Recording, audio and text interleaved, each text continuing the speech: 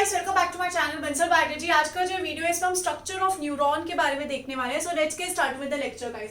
अगर हम न्यूरॉन का स्ट्रक्चर देखें तो ये पहली बात है हमारे नर्वस सिस्टम में प्रेजेंट होता है। नर्वस सिस्टम यानी कि हमारी बॉडी में टोटल 13 सिस्टम होते हैं, उनमें से एक सिस्टम होता है नर्वस सिस्टम, जो हमारी पूरी बॉडी को एक दूसरे से कनेक्ट करता है। तो उसी का ही पार्ट होता है न्यूरॉन्स भी। जो न्यूरॉन्स होते हैं उनके स्ट्रक्चर के अगर हम बारे में देखें तो वो 3 हिस्सों में डिवाइडेड होते हैं। एक हिस्सा होता है डेंड्राइट्स का हिस्सा, दूसरा हिस्सा होता है सेल बॉडी का, और तीसरा होता है एक्सॉन का हिस्सा। तो इस तरीके से जो न्यूरॉन्स है वो 3 हिस्सों में डिवाइडेड होती है। न्यूरॉन्स जो है उनका काम होता है कि मैसेज को रिसीव करे और उस मैसेज को आगे पास करे, यानी कि यहाँ पर ये इलेक्ट्रिकली एक्साइटेबल होते हैं। इलेक्ट्रिकली एक्साइटेबल होने का मतलब ये है कि जब इनको कोई मैसेज मिलता है, कोई इलेक्ट्रिकल मैसेज मिलता है, तो उसके रिस्पॉन्स में वो एक एक्शन पोटेंशियल जनरेट करते हैं और उस तरीके से मैसेज को आगे पास करते हैं। अगर हम यहाँ पर न्यूरॉन्स के बारे में देखें तो यहाँ पर मैसेज कहाँ से लिया जाता है। मैसेज इस तरीके से डेंड्राइट्स के थ्रू आता है, सेल बॉडी में पास होता है, सेल बॉडी से एक्सॉन्स पे जाएगा, एक्सॉन से फिर इस तरीके से आगे जाके एक्सॉन टर्मिनल पे जाएगा। इस तरीके से यहाँ पे मैसेज पास होता है।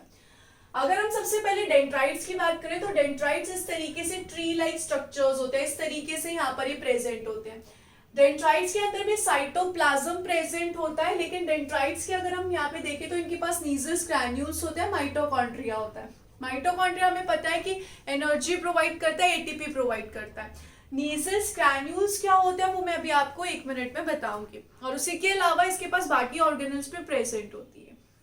इसके बाद अगर हम यहाँ पे देखें तो ये मेन स्ट्रक्चर आता है सेल बॉडी का, जिसमें आप देख सकते हैं न्यूक्लियस प्रेजेंट है, उसी के साथ साथ माइटोकॉन्ड्रिया भी होता है, गोल्गी apparatus भी होता है, जो नॉर्मल ऑर्गेनल्स है वो प्रेजेंट होती है।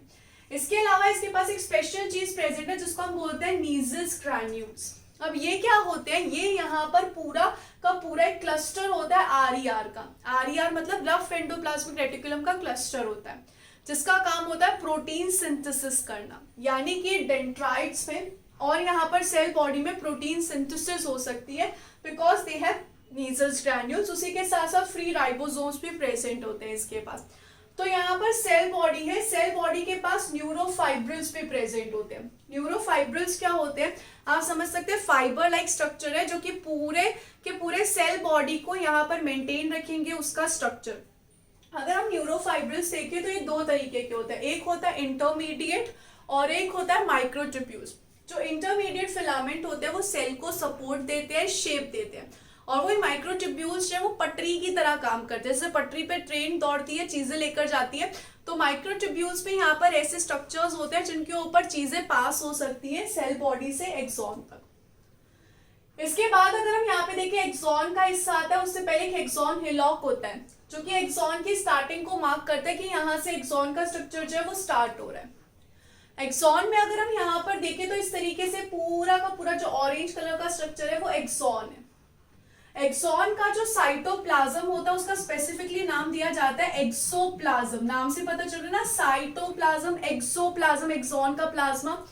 ऐसे यहाँ पर इसकी जो मेम्ब्रेन होती है, प्लाज्मा मेम्ब्रेन, उसको बोला जाता है एक्सोलेमा। एक्सोलेमा किसका नाम होता है, प्लाज्मा लेमा का। प्लाज्मा मेम्ब्रेन का दूसरा नाम होता है प्लाज्मा लेमा। तो प्लाज्मा लेमा से एक्सोलेमा, एक्सॉन की प्लाज्मा मेम्ब्रेन को एक्सोलेमा बोल दिया हमने। अगर हम यहाँ पर देखिए तो यहाँ पर इस तरीके से पूरा एक्सॉन जाता है और उसके बाद यहाँ पर लास्ट में एक्सॉन टर्मिनल आता है। इस एक्सॉन टर्मिनल के बाद यहाँ पर आप देख सकते हैं बल्ब लाइक स्ट्रक्चर होते हैं जिसको हम बोलते हैं साइनेप्टिक बल्ब। साइनेप्टिक बल्ब के अंदर बहुत सारे इस तरीके से वेसिकल्स प्रेजेंट होती है जिनका काम होता है स्टोर करके रखना न्यूरोट्रांसमीटर्स को। अब ये न्यूरोट्रांसमीटर्स क्या होते हैं, न्यूरोट्रांसमीटर्स नाम से पता चल, न्यूरो यानी कि नर्वस सिस्टम से रिलेटेड, ट्रांसमीटर्स यानी कि कुछ तो ट्रांसमिट करेंगे, यानी कि इस न्यूरॉन का मैसेज वो अगले सेल को देंगे जो इसके जस्ट बाद प्रेजेंट होगा। यहाँ पर अगर हमने बोला कि समझो इसके तुरंत बाद एक और न्यूरॉन प्रेजेंट है, तो इस न्यूरॉन को वो न्यूरोट्रांसमीटर्स बोलेंगे कि मेरे पास ये मैसेज है, अब तुम इस मैसेज को आगे लेकर जाओ। इस न्यूरॉन की एंडिंग और अगले न्यूरॉन की स्टार्ट, या इस न्यूरॉन की एंडिंग या फिर इसके बाद जो भी सेल है उसकी स्टार्ट, उस वाले हिस्से को बोला जाता है साइनैप्स। उस वाले हिस्से को बोला जाएगा साइनैप्स, इस न्यूरॉन की एंडिंग को और अगले न्यूरॉन की स्टार्टिंग को। इसके अलावा यहाँ पर जो ये एक्सॉन है, इससे कुछ सेल्स ऐसे रैप करके रखते हैं इसको, जैसे कि हम गिफ्ट को रैप करते हैं ना। समझो यहाँ पर मैंने बोला कि एक्सॉन है मेरे पास और ये वो सेल्स है, तो वो सेल क्या करेंगे, इस तरीके से इस एक्सॉन को रैप करके रखते हैं, इस तरीके से रैप करके रखेंगे। इन सेल का नाम क्या होता है, इन सेल का नाम होता है श्वान सेल। श्वान सेल का यहाँ पर आप देख सकते हो न्यूक्लियस प्रेजेंट है। इसके अलावा श्वान सेल का साइटोप्लाज्म होगा, और यहाँ पर ये वाली जो श्वान सेल के बाहर वाली जो प्लाज्मा मेम्ब्रेन होगी उसको हम क्या बोलेंगे, न्यूरोलेमा। जो यहाँ पे श्वान सेल की मेम्ब्रेन है उसको हम क्या बोलेंगे, न्यूरोलेमा। श्वान सेल का यहाँ पर एक काम भी होता है, ये प्रोड्यूस करते हैं माइलिन शीट को। ये जो माइलिन शीट है ये किसकी बनी होती है, लिपिड्स की बनी होती है, जो कि एक्सॉन को प्रोटेक्ट करने का काम करते हैं, एक तरीके से इंसुलेशन का काम करते हैं। जैसे कि मेरे घर पे अगर कोई इलेक्ट्रिक वायर है उसको मैं टच करती हूँ तो मुझे शॉक नहीं आता, क्यों, क्योंकि उस पर रबर की कोटिंग लगी होती है जो एज अ इंसुलेटर के तौर पे वर्क करती है। ऐसे यहाँ पर भी लिपिड्स प्रेजेंट होते हैं, माइलिन शीट प्रेजेंट है इंसुलेटर के तौर पे। यहाँ पर अगर हम देखें पूरे के पूरे इसमें इस तरीके से माइलिन शीट प्रेजेंट नहीं होती, बीच में कुछ गैप्स प्रेजेंट होते हैं। इन गैप्स को यहाँ पर बोला जाता है नोड्स ऑफ रैनवीर। यहाँ पर क्या लिख सकती हूँ मैं, यहाँ पर इस जगह को बोला जाता है नोड्स ऑफ रैनवीर। नोड्स ऑफ रैनवीर ऐसी जगह है जहां पर क्या प्रेजेंट नहीं होती, कोई माइलिन शीट प्रेजेंट नहीं है। इस जगह को बोला जाता है कि यहाँ पर क्या नहीं है, माइलिन शीट प्रेजेंट नहीं है।